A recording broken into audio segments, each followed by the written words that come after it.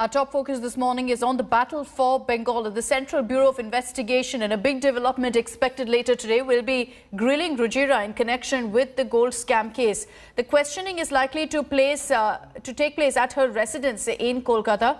This after Rujira responded to the CBI summon yesterday and requested the agency to question her at her house. This is between 11 a.m. to 3 p.m.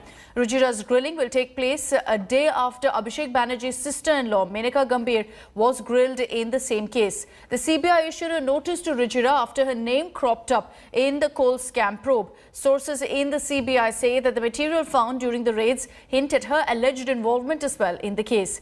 While the TMC has described the summons to Didi's first family as a bit to intimidate, the centre has denied this charge. You've got the Union Home Ministry claiming that the CBI does not work under its command and is operating on its own.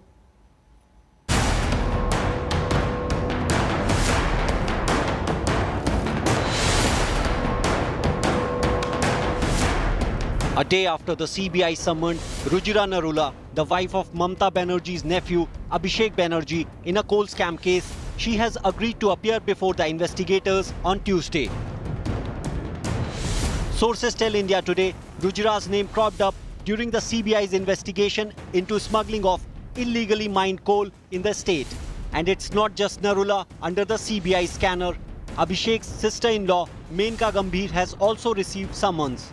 The Trinamool Congress MP has described the CBI action as a ploy to intimidate him and his party. এত ভয় এখন আবার আমার সাথে না লড়াই করে আমার বউকে টার্গেট করেছে। The CBI's notice comes days after a Kolkata court asked Home Minister Amit Shah to appear in a defamation case filed by Abhishek Banerjee, leading to charges that investigation is politically motivated. Now BJP is left with no allies. Akali Dal has left, other people have left. So their only allies are CBI and ED. ये तो मैं बोलूँगा CBI का red थोड़ा late हुआ है, इससे पहले होना चाहिए था, क्योंकि बेसलेसली CBI कभी भी किसी को नोटिस नहीं भेजते हैं। अभिषेक बनर्जी का सोर्स ऑफ इनकम क्या है कि इतना आलीशान मकान ठोक लिया उन्होंने। The CBI probe also adds a new twist to the running feud between Amit Shah and Mamata Banerjee. Both have been accusing each other of promoting nepotism. TMC का एक ही नारा है, भतीजा बढ़ाओ। भतीजे के कल्याण के अलावे टीएमसी के मन में और कोई कल्याण नहीं। हमारा परिवार से हर लोग ग्रासरूट में काम करते हैं, लेकिन एमएलए एमपी कभी बनता नहीं है। अरे तो डायरेक्टली इलेक्टेड होके आया, एक आदमी आया था, उसका ऐतराज क्या है? अपन लड़का को भी अच्छा पोजीशन में भेज दिया, सबसे ज्यादा ऊंचा पोजीशन में कैसे आ गया? क्या कंट्रीब्यूशन है?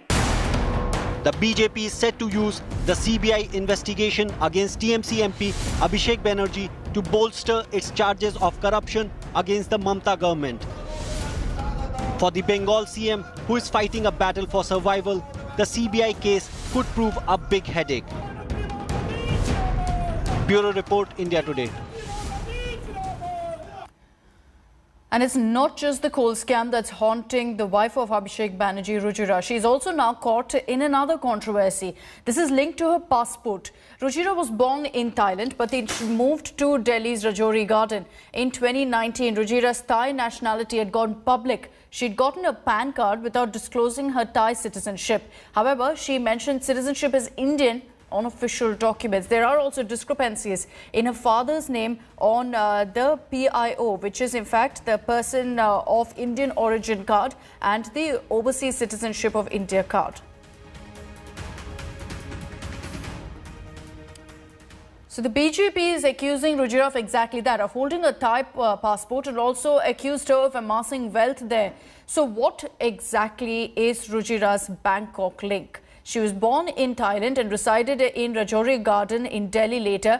In 2019, Rujira's Thai nationality came to the fore. It was revealed. She, however, got a PAN card, and this is where there are questions. They're saying that she got a PAN card without mentioning that she had Thai citizenship. She's also mentioned citizenship as Indian on her official documents. There are questions about her father's name on the person of Indian origin card and the overseas citizenship of India card. Rujira met with Abhishek Banerjee while the two were pursuing a management course in the national capital. And here's what we know about Rujira and Abhishek Banerjee. Rujira Narula Banerjee is set to face the CBI. But this isn't the first time that the wife of the Trinamool's number 2 is in trouble. Born in Bangkok, Rujira still has a Thai passport. But in government documents, she calls herself Indian. She found herself embroiled in a big controversy 2 years ago when customs officials wanted to search her baggage, citing detection of a significant amount of gold in X-ray images.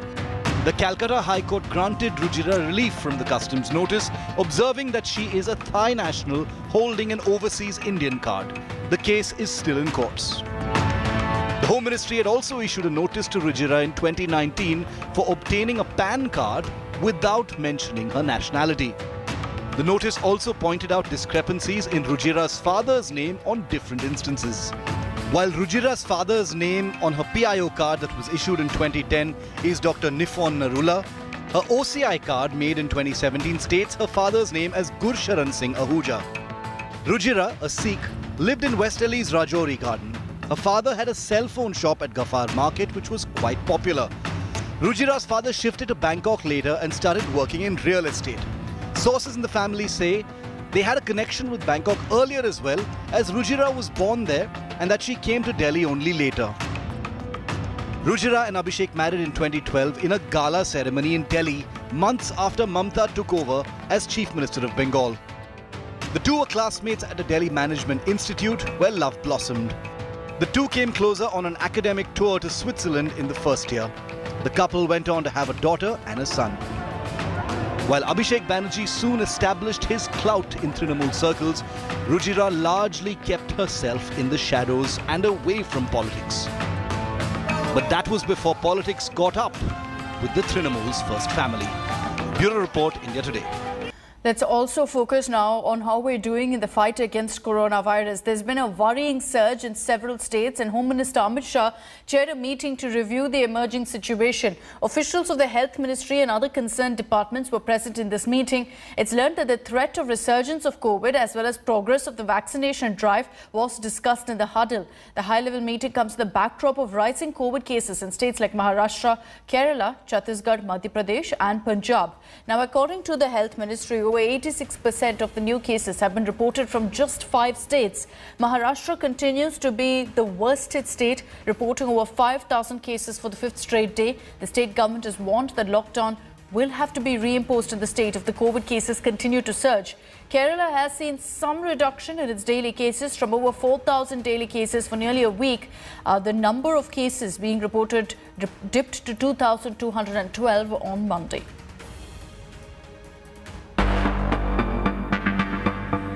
Three variants of SARS-CoV-2, the virus that causes COVID-19, have entered India's shores, and 5 states are showing signs of an upsurge, compelling at least one state to announce fresh curbs. जिन लोगों को lockdown नहीं चाहिए वो mask पहनेंगे, जिन लोगों को lockdown चाहिए वो मास्क नहीं पहनेंगे. सिंपल है. लॉकडाउन अगर नहीं चाहिए तो जो 3 चीज हमेशा मैं कहते आ रहा हूं, मास्क पहनिए, हाथ धोइए और एक दूसरे से एक सुरक्षित अंतर रखिए. Maharashtra has seen 6,000 new cases. Kerala and Maharashtra continue to account for over 74% of the total cases in the country. The other states showing a spike are Madhya Pradesh, Punjab and Chhattisgarh, says the Union Health Ministry. The government has written a letter to states asking them to do more. The Union Health Secretary has asked states to increase the number of days they vaccinate and also increase the number of vaccination sites. Also prepare for the next round of inoculations of 27 crore Indians, says the government. The private sector, meanwhile, has asked for being roped in.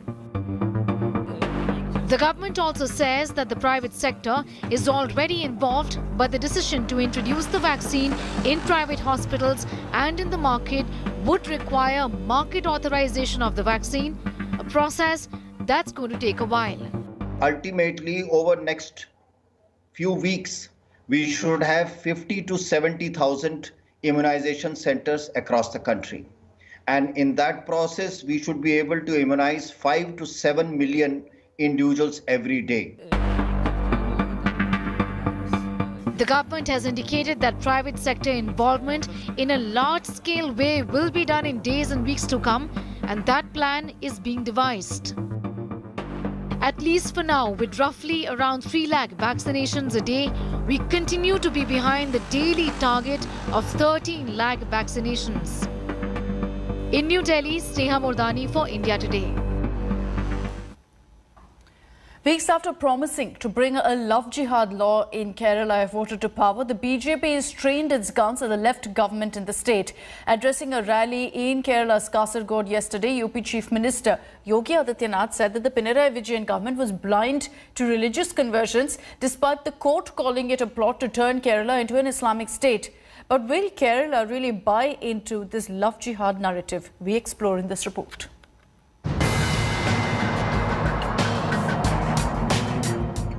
First, it was Metro Man E. Sridharan. These sort of practices should be stopped. Recently, this sort of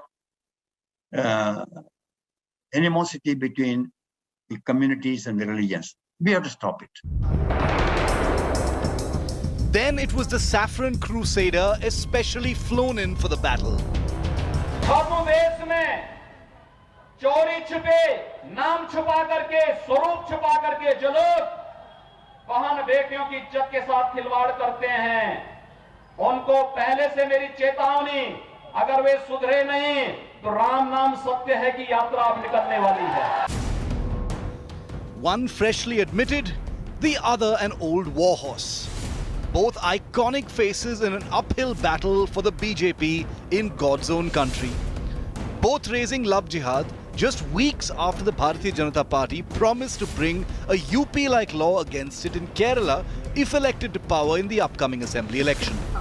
The love jihad law, introduced by the Yogi Adityanath government last year, forbids conversion done through misrepresentation, force, undue influence, coercion, allurement, or by any fraudulent means. The law provides for a jail term of 1 to 5 years and a minimum fine of 15,000 rupees. The BJP sees it as a hot-button issue going into election mode in Kerala. Kicking off a statewide yatra in Kerala by the BJP state president from Kasaragod on Sunday, Yogi roared from stage that while his government in UP took stern measures to curb love jihad by bringing in a law, the left front government was not taking enough steps against it, even going as far as to levelling the following allegation. Love जिहाद केरल जैसे state को Islamic state बनाने की साजिश का हिस्सा है और यही कारण है अपने राजनीतिक स्वार्थ के. From the 48-year-old firebrand chief minister cum campaigner to the Metro Man, 40 years his senior, could the invocation of so-called love jihad find any resonance at all for the BJP in Kerala? Kerala's religious demographics are being seen as ripe for political and religion-based polarization, with a 54% Hindu population, 26% Muslim population and 18% Christians. The BJP's Vijay Yatra, launched on Sunday from Kasaragod, will end at state capital Thiruvananthapuram in the first week of March. And the tone and tenor of the Yatra has been clearly set. From Metro Man E. Sridharan to UP Chief Minister Yogi Adityanath, all the big political faces have raked up the love jihad controversy as the Kerala heads into yet another election. What needs to be seen is whether or not this love jihad trick pays off when the election finally arrives in April this year. With camera person Tinguraj Shekhar and Gopi Krishnan, Thiruvananthapuram for India Today. The third test between India and England will be played at the Motera Stadium, and the newly built stadium is the largest stadium in the world with a crowd capacity of 110,000. The third test will be a day-night fixture and players cannot wait to step out and witness the beauty of the magnificent Motera.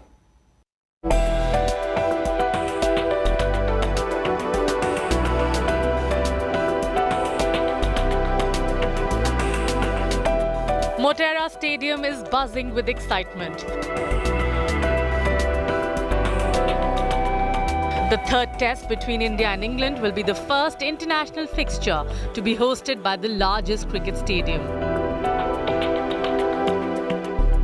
Players cannot wait to take the field and be a part of history.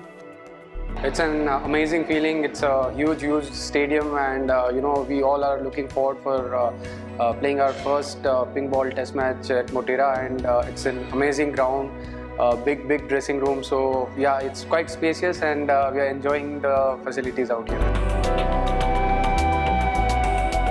The all-important tie between the two sides will be a day and night fixture. Motera Stadium has a seating capacity of 110,000, and for the day-night test, 50% crowd is allowed, which means 55,000 fans will be cheering for Team India come 24th February. Indian cricketers are in awe of the newly built stadium and the training facilities at the venue. Surreal actually to be in the world largest stadium where, we actually can't wait to have the fans around and see the atmosphere, because it will be tremendous, and I think all the boys loved it.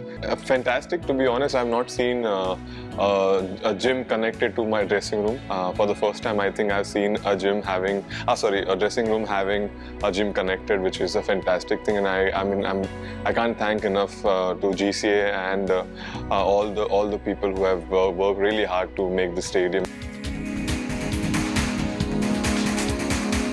The 4-match series is locked at 1-1, and it is fitting that Motera will make its debut in international arena with this all-important tie under the lights. Sports Bureau, India Today. Hello everyone, this is Rahul Kamal here. Hope you enjoyed this video. For the latest news and analysis, like and subscribe the India Today YouTube channel, and don't forget to press the bell icon to stay updated.